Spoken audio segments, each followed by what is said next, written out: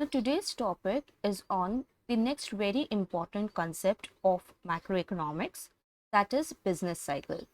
Business cycle is also known as trade cycle or economic cycle. Now, in this lecture, we are going to understand the meaning of business cycle and the four phases of business cycle, that is expansion phase, peak phase, contraction phase and trough phase. Now quickly यहाँ पे हम हमारे business cycle का जो definition दिया हुआ है उसको रीड कर लेते हैं. Business cycle is the term used by economist to describe the increase and decrease in the economic activity over the period of time. हमारे जो इकोनॉमिस्ट होते हैं उन्होंने बिजनेस साइकिल को किस तरीके से डिस्क्राइब किया है. वो बता रहे हैं कि जो हमारे इकोनॉमिक एक्टिविटीज़ होती है वो हमेशा इंक्रीज होती है या तो डिक्रीज होती है. वो कभी एक जैसा या एक कंटिन्यूस फ्लो में नहीं रहती है. ये एक ऐसा फ्लक्चुएशन रहता है इकोनॉमिक एक्टिविटीज़ में जो over a period of time में ये कभी बढ़ता है या कभी घटता है. वो कभी कांस्टेंट नहीं रहता है. ये जो कंटिन्यूस इंक्रीज और डिक्रीज हो रहा है इकोनॉमिक साइकिल में, ये क्यों हो रहा है, ये हम लोग जब ये चार फेजेस ये लेक्चर में जब पढ़ेंगे तब हमको डेफिनेटली क्लियर हो जाएगा. Hello everyone, welcome to Ecorium academy. अगर आप ऑनलाइन एमबीए कर रहे हैं तो डेफिनेटली ये लेक्चर आपके लिए है, और अगर आप ऑनलाइन एमबीए करना चाहते हैं तो हमारे दिए हुए गए लिंक पर क्लिक कीजिए. मेरे इस लेक्चर को लास्ट तक ये देखते रहिए, बिकॉज लास्ट में हम लोग कुछ एमसीक्यूज़ को डिस्कस करेंगे which is going to be as per online MBA examination pattern. So quickly let's get started.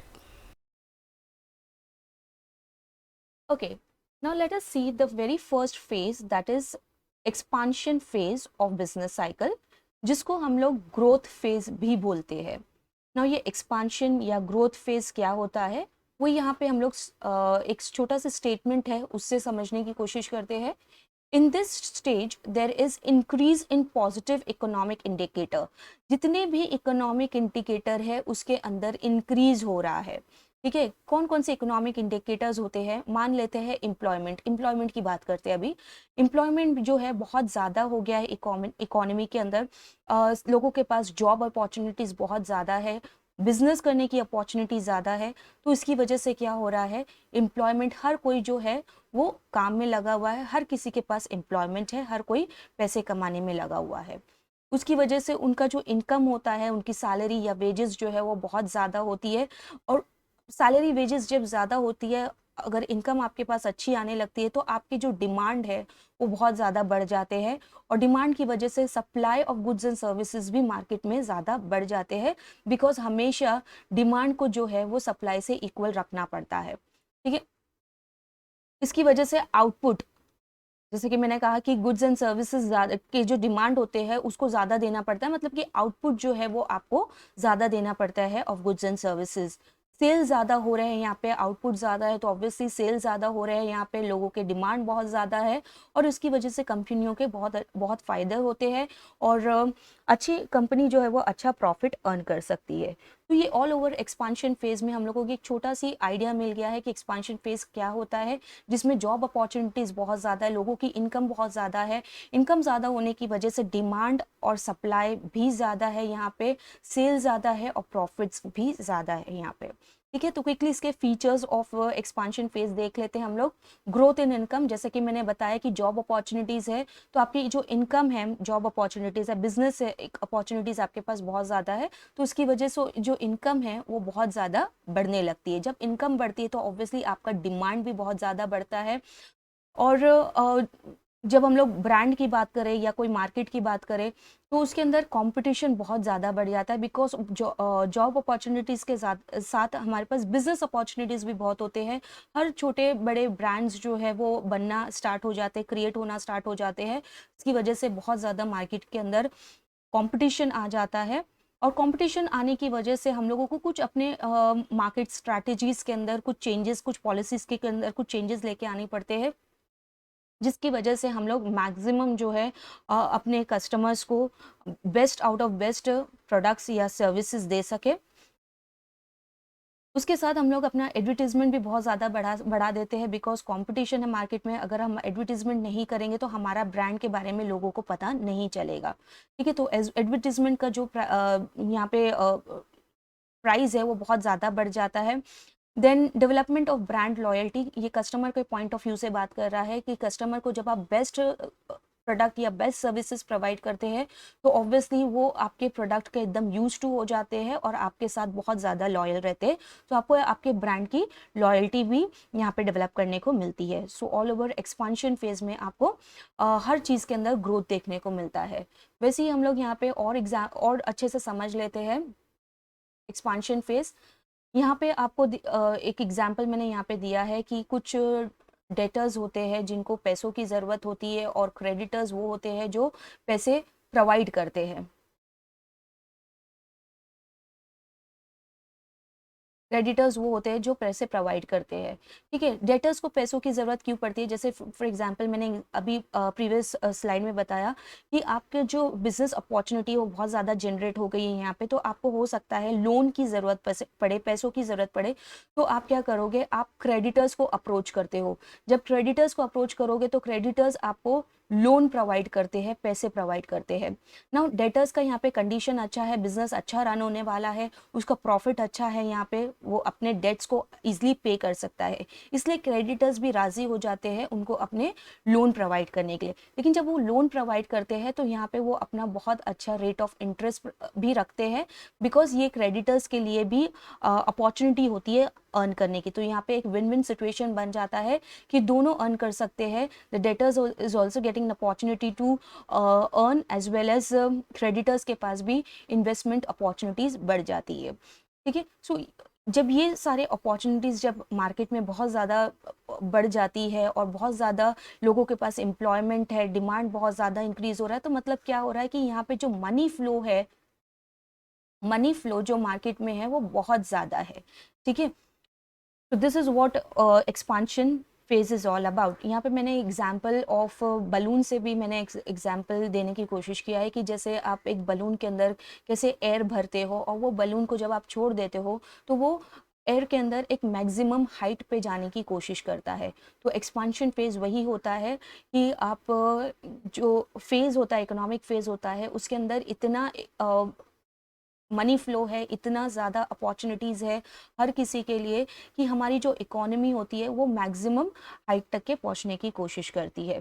तो इसी की वजह से कंटिन्यूएशन में आता है आगे हमारा पीक फेज, कि जो बलून है वो एक मैक्सिमम हाइट तक के पहुंच जाता है, एक मैक्सिमम पॉइंट तक के पहुंच जाता है। पीक फेज को हम लोग सैचुरेशन फेज भी बोलते हैं। सैचुरेशन फेज मतलब क्या? एक मैक्सिमम हाइट जहाँ पे जिसके आगे बलून की बढ़ने की क्षमता नहीं रहती है, बिकॉज उसके अंदर उतने ही एयर भरी गई है जितना कि रिक्वायर्ड है, उसके आगे वो नहीं बढ़ सकता है।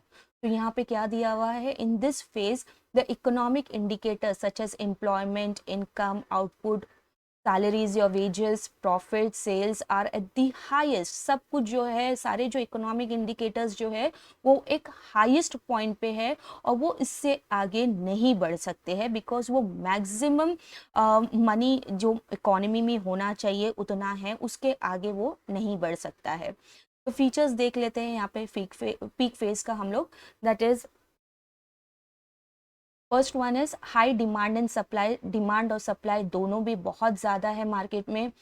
High revenue and market share, जो भी आप बिजनेस कर रहे हो उसका जो रेवेन्यू आ रहा है, आपका जो भी बिजनेस आप कर रहे हो उससे जो भी रेवेन्यू आपका आ रहा है वो रेवेन्यू बहुत ज़्यादा है यहाँ पे, और उसकी वजह से आप क्या कर रहे हो? एक इमेज बना रहे हो, एक ब्रांड बना रहे हो। तो शेयर मार्केट में क्या हो जाता है? आपके जो ब्रांड का इमेज है वो बहुत अच्छा बन गया है और हर कोई शेयर मार्केट में आपके ब्रांड के पीछे पैसे लगाने के लिए तैयार है, ठीक है। देन रिडक्शन इन एडवर्टीजमेंट, यहाँ पे एडवर्टीजमेंट की कोई ज़रूरत नहीं होती है, बिकॉज ऑलरेडी आपका ब्रांड की एक अच्छी इमेज बन चुकी है, स्ट्रॉन्ग इमेज बन चुकी है, तो एडवर्टाइजमेंट की आपको अब ज़्यादा ज़रूरत नहीं है, ठीक है। तो रिडक्शन हो सकता है एडवर्टीजमेंट में, ओके। अभी आगे बढ़ के हम लोग एक बहुत ही इम्पॉर्टेंट पॉइंट को यहाँ पे डिस्कस करने वाले हैं। जैसे कि हम लोग को एक्सपांशन फेज समझ में आ गया है और पीक फेज समझ में आ गया है। मैंने बलून के जो एग्जाम्पल होते हैं यहाँ पे उससे मैंने आपको समझाने की कोशिश की, लेकिन अभी आगे बढ़ के हम लोग एक बहुत ही इम्पॉर्टेंट बात करने वाले हैं, दैट इज कंज्यूमर बिहेवियर की। अब मान लेते हैं कि एक कंज्यूमर है, ठीक है, उसकी अच्छी जॉब है, अच्छा सैलरी वो अर्न कर रहा है। तो मान लेते हैं पहले वो सिर्फ 10,000 अर्न कर रहा था, आज वो 30,000 अर्न कर रहा है, बिकॉज ये सैलरी आज मार्केट में मिल रही है उसको, वो 30,000 अर्न कर रहा है। तो जो भी उसकी बेसिक रिक्वायरमेंट थी, जो भी बेसिक रिक्वायरमेंट के साथ साथ उसके जो ऐसे डिमांड्स थे, जो बहुत ही बड़े बड़े ख्वाहिशात थे, लाइक एप्पल का कोई प्रोडक्ट खरीदना या नाइकी का कोई प्रोडक्ट खरीदना, जितने भी उसके दिमाग में जितने भी ब्रांड्स थे उसने सारे ब्रांड्स को यहाँ पे परचेज कर लिया, अपने मैक्सिमम डिमांड को उसने फुलफिल कर लिया है, ठीक है। सो अब वो क्या सोचता है कि जो मेरा जो सैलरी है, मैंने अब तक के जितना भी चीज़ें मुझे चाहिए थी, रिक्वायर्ड था, वो फुलफिल हो चुकी है। अब मैं क्या करूँगा, अब मैं यहाँ पे अपने कुछ इनकम को सेव करूंगा। तो यहाँ पे क्या हो रहा है, यहाँ पे सेविंग कम्स इनटू पिक्चर। यहाँ पे सेविंग आ रही है। सेविंग मतलब कि क्या हो जाता है, होर्डिंग ऑफ मनी। यहाँ पे क्या होता है, कंज्यूमर्स जो है अपने पैसों को होर्ड करना स्टार्ट कर देते हैं, because they are sufficient now, they have been satisfied with all the demand they want in their mind, ठीक है। तो अब वो क्या कर रहे हैं, अब वो पैसों को होल्ड करना चालू कर रहे हैं, सेव करना चालू कर रहे हैं। मतलब अब ये जो पैसे हैं, अब ये मार्केट में फ्लो नहीं हो रहा है, ठीक है। तो consumer tends to restructure their budget at this point. यहाँ पे वो क्या बोल रहा है कि अब मैं मेरे पैसों को खर्च नहीं करूंगा, अब मैं मेरे पैसों को सेव करूंगा। तो यहाँ पे जो मनी फ्लो होता है वो स्टॉप हो जाएगा, ठीक है। तो इसका इम्पैक्ट, ये एक छोटे से माइंडसेट से जो इम्पैक्ट पूरे इकोनॉमी में अब देखने को मिलेगा, that will lead to contraction phase. तो यहाँ पे कॉन्ट्रैक्शन फेज अब समझ लेते हैं हम लोग। कॉन्ट्रैक्शन फेज जिसको हम लोग रिसेशन फेज भी बोलते हैं। इसे रिसेशन फेज क्यों कहा जाता है, बिकॉज यहाँ पे जितने भी इकोनॉमिक इंडिकेटर्स है, जैसे एम्प्लॉयमेंट हो गया, इनकम, प्रॉफिट, सेल्स, ये सब में एक गिरावट शुरू हो जाती है। ये गिरावट क्यों होती है, इसके तो बहुत सारे रीजंस होते हैं, लेकिन वहाँ यहाँ पे एक one of the major reasons मैंने यहाँ पे बता दिया है कि कंज्यूमर कैसे अपने जो बजट होता है उसके अंदर चेंजेस लेकर आ जाते हैं। कंज्यूमर बिहेवियर यहाँ पे चेंज हो जाता है। जब भी इनकम अर्न होती है, कंज्यूमर उसको या तो कंजम्पशन में लगाता है, कंजम्पशन के साथ कुछ सेविंग भी करता है। तो यहाँ पे कंजम्पशन कम हो जाती है और सेविंग बहुत ज़्यादा बढ़ जाती है। मतलब जो मार्केट में मनी फ्लो है वो कम होना शुरू हो जाता है। This is one of the reasons जिसकी वजह से ये कॉन्ट्रैक्शन फेज आ जाता है। कॉन्ट्रैक्शन फेज आने के और भी बहुत सारे रीजंस है, जैसे गवर्नमेंट पॉलिसीज हो जाती है, टैक्स रेट बहुत ज़्यादा गवर्नमेंट का हो जाने की वजह से भी कंपनीज को जब फ़ायदा नहीं होता है और टैक्स रेट बहुत ज़्यादा होता है, उसका भी एक रीज़न है कि कंपनीज शट डाउन होना शुरू हो जाती है या लॉसेस में सफ़र करने लगती है। तो this all leads to nothing but contraction phase of the entire economy. इसके फीचर्स यहाँ पे हम लोग देख लेते हैं। रिडक्शन इन डिमांड, पहले भी बोल चुकी हूँ कि हमारे जो कस्टमर्स होते हैं, कंज्यूमर्स होते हैं, उनका जो डिमांड, ऑब्वियसली इनकम नहीं है तो डिमांड भी ज़्यादा नहीं रहने वाला है। Then losses in sales and revenue, company का जब प्रोडक्ट्स का जब डिमांड नहीं है तो ऑब्वियसली सेल्स नहीं होने वाला है। डिमांड जो है वो बहुत कम हो गई है, सप्लाई ज़्यादा हो गया है, ये भी एक बहुत बड़ा लॉस होता है कंपनी के लिए, बिकॉज सेल्स नहीं है तो इतने सप्लाई का करना क्या होता है, वो भी एक बहुत बड़ा लॉस हो जाता है कंपनी के लिए। देन सेल्स नहीं है तो ऑब्वियसली रेवेन्यू नहीं रहेगा, और जब कंपनी को रेवेन्यू नहीं है, प्रॉफिट मार्जिन नहीं है, तो ऑब्वियसली आपका जो मार्केट में शेयर्स है उसके अंदर फॉल आना स्टार्ट हो जाता है, because nobody is ready to invest in to your market shares. Then increase in unemployment, unemployment बहुत ज़्यादा बढ़ जाता है। लोगों के पास जॉब अपॉर्चुनिटीज़ कम होने लगती है। अगेन यहाँ पे हम लोग बलून के एग्जाम्पल से समझते हैं कि कैसे जब बलून के अंदर एयर कम होने लगती है तो वो बलून जो है वो नीचे की तरफ आना शुरू हो जाता है, तो उसे हम लोग कहते हैं recession period of the economy. ना आते हैं लास्ट फेज ऑफ इकोनॉमी, जिसको हम लोग ट्रॉफ फेज भी बोलते हैं। इस फेज के अंदर इकोनॉमी की जो ग्रोथ रेट होती है वो बिल्कुल नेगेटिव हो जाती है, ग्रोथ रेट कुछ होती ही नहीं है इकोनॉमी की। लोगों की जो इनकम होती है वो बहुत कम हो जाती है। देन कस्टमर्स लूज होने लगते हैं, बिकॉज जितना हम लोग ने कस्टमर्स को सर्विस प्रोवाइड करना चाहिए उतना सर्विस प्रोवाइड नहीं कर पा रहे हैं, जिसकी वजह से कस्टमर्स आपका जो ब्रांड होता है, आपके जो प्रोडक्ट्स होते हैं उसको लेना पसंद नहीं करते हैं। और income of the customer also plays a very important role. Income नहीं है तो customer. Then the third one is adoption of measures of cost cutting. Cost cutting के अंदर जैसे मैंने एम्प्लॉयमेंट की बात किया, एम्प्लॉयज़ की बात किया, एम्प्लॉयज़ को यहाँ पे निकालना शुरू कर देते हैं। बहुत सारे जो कॉस्ट होते हैं, जो चीज़ें होती है जो कस्टमर्स के बेनिफिट के लिए हम लोग ने रखी थी, अब वो हम लोग यहाँ पे निकालना शुरू कर देते हैं, बिकॉज कंपनी के पास इतना पैसा नहीं होता है कि वो सारी चीज़ों को अफोर्ड कर सके। Then fall in market share, entire जो मार्केट शेयर होता है उसके अंदर गिरावट आ जाता है। एक बहुत ही इंपॉर्टेंट स्टेटमेंट यहाँ पे लिखा हुआ है, इन ट्रॉफ फेज के अंदर क्या होता है, ऑल ओवर जो नेशन का इनकम और एक्सपेंडिचर होता है वो फॉल हो जाता है। मतलब गवर्नमेंट के पास इतना पैसा नहीं होता है कि वो स्पेंड कर सके, एक्सपेंडिचर इंक्रीज हो सके, ना ही इनकम जनरेट हो रही है गवर्नमेंट की। ठीक है, तो ये ऑल ओवर इकोनॉमी का एक बहुत बड़ा लॉस होता है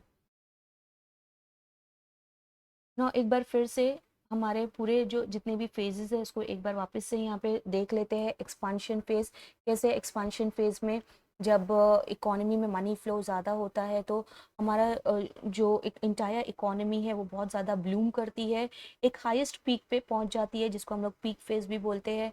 उससे ज़्यादा आगे वो नहीं बढ़ सकती है, उसकी क्षमता नहीं होती है आगे बढ़ने की, क्योंकि उसके अंदर उतना ही मनी फ्लो है जितना कि रिक्वायर्ड होता है। बहुत सारे रीजंस की वजह से क्या होता है कि आपकी जो इकोनॉमी है वो कहीं ना कहीं रिसेशन पीरियड में आती है, मनी फ्लो कम हो जाता है, हो जाने की वजह से आपकी इकोनॉमी जो है नीचे की तरफ आने लगती है। फिर एक फेज आता ऐसा आता है जहाँ पे आपका जो इकोनॉमी होती है वो बुरी तरीके से नीचे की तरफ आ जाती है, बट यही उसका एक लास्ट फेज नहीं होता है। एक्सपांशन फेज के बाद पीक फेज होता है, पीक फेज के बाद आता है रिसेशन, रिसेशन फेज के बाद आता है ट्रॉफ फेज। बट ट्रॉफ फेज एक लास्ट फेज नहीं होता, ऐसा नहीं कि इकोनॉमी यहीं पे ठहरे रहने वाली है, ये एक इंटायर बिजनेस साइकिल है।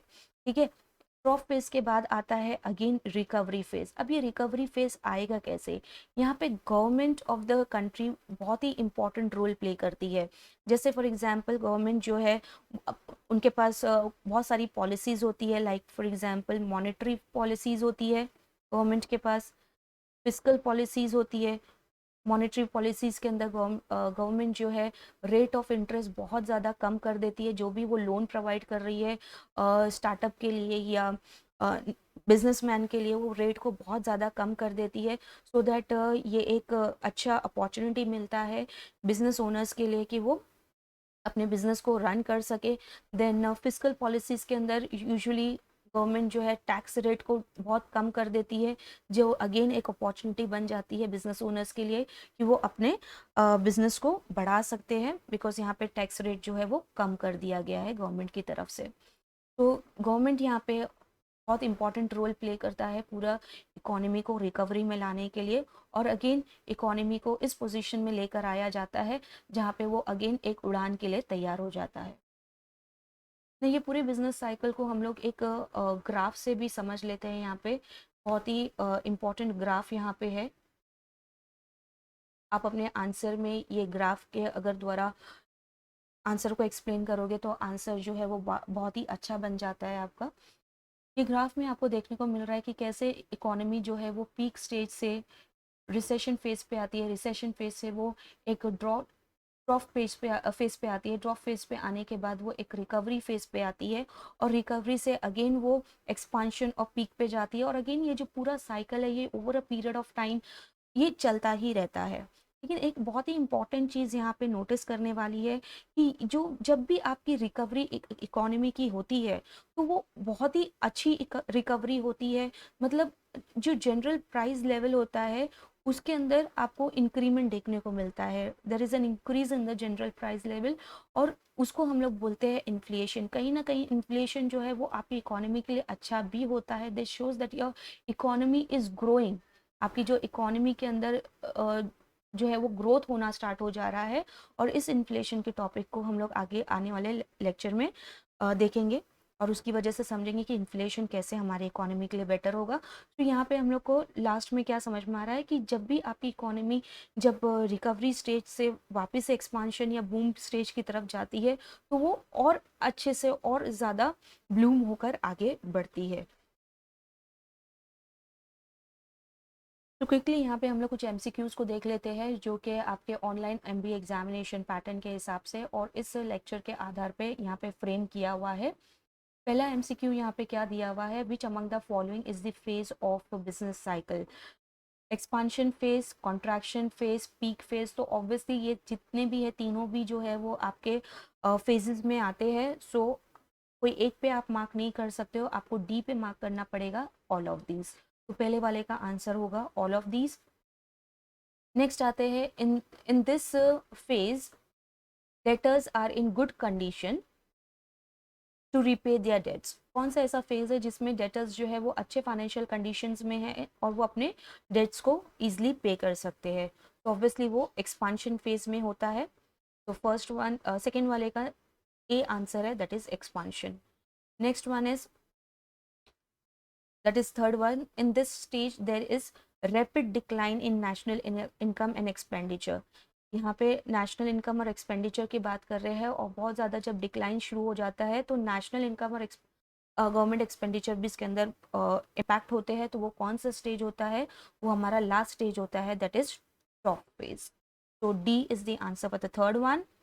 Then fourth one is in this stage all the economic indicators are higher but do not increase further। जितने भी इकोनॉमिक इंडिकेटर्स हैं हमारे सब हाईएस्ट लेवल पे है बट इसके आगे उनके बढ़ने की क्षमता नहीं होती है। तो वो होता है हमारा saturation point, that is peak period, peak phase. तो फोर्थ वाले का आंसर हो गया सी।